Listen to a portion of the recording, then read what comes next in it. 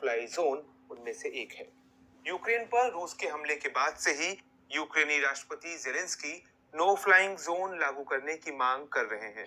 उनकी मांग है कि यूक्रेन के एयर स्पेस को नाटो और अमेरिका नो फ्लाई जोन घोषित करे ताकि रूसी विमान यूक्रेन में दाखिल नहीं हो सके।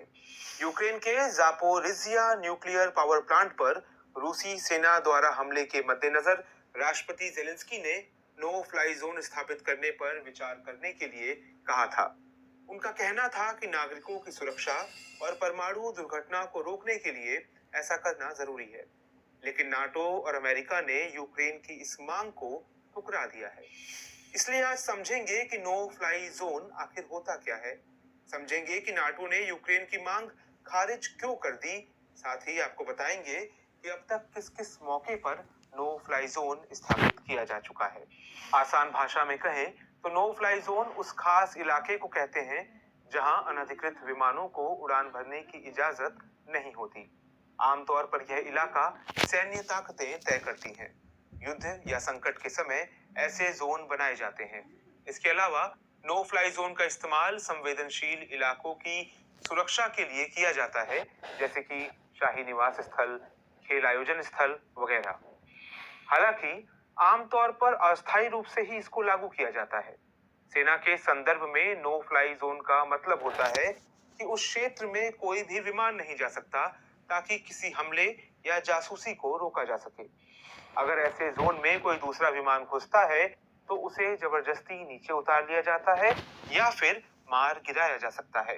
यूक्रेन के राष्ट्रपति की मांग के मुताबिक नो फ्लाई जोन लागू करने का मतलब यह होगा कि नाटो की सेना को अगर उस हवाई क्षेत्र में रूस का कोई भी विमान नजर आता है तो वे उसे सीधे निशाना बनाएंगे और अगर जरूरत पड़ी तो उसे नष्ट भी कर सकेंगे। लेकिन नाटो ने यूक्रेन की मांग ठुकरा दी है। नाटो ने ऐसा किन कारणों से किया, इस पर हम आगे बात करेंगे। पहले ये तक कब का है। 1991 में इराक के दक्षिणी और उत्तरी हिस्से को नो फ्लाई जोन घोषित किया था।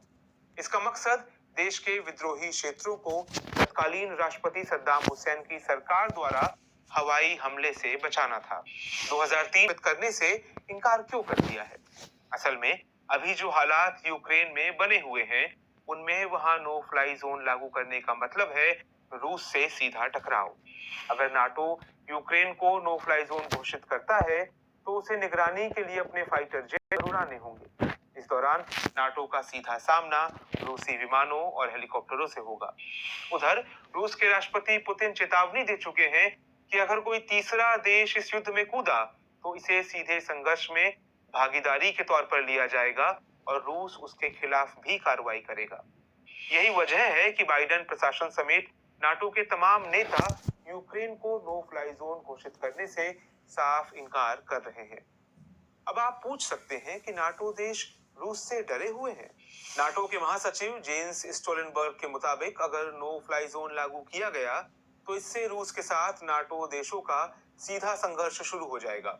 अगर नाटो रूसी एयरक्राफ्ट और हथियारों को निशाना बनाती है तो इससे युद्ध के और भीषण होने की आशंका बढ़ जाएगी। नाटो के मुताबिक नो फ्लाई जोन की सिर्फ घोषणा नहीं होती बल्कि उसके लिए बड़ी तैयारियां करनी पड़ती हैं। ऐसा करने पर एक संपूर्ण संघर्ष की अपील होगी जिसमें कई दूसरे देश भी शामिल होंगे और इससे होने वाली मानव त्रासदी बहुत भयावह होगी। नाटो और पश्चिमी देशों का यह भी मानना है कि रूस और नाटो दोनों ही परमाणु शक्तियां हैं। अगर दोनों आमने सामने होंगे तो परमाणु हमले का खतरा भी बढ़ सकता है और वे ऐसा नहीं चाहते। यही वजह है कि पश्चिमी देश एक के बाद एक रूस पर आर्थिक पाबंदी तो लगा रहे हैं लेकिन नो फ्लाई जोन लागू करने से परहेज कर रहे हैं। पूरे मामले को जानने के बाद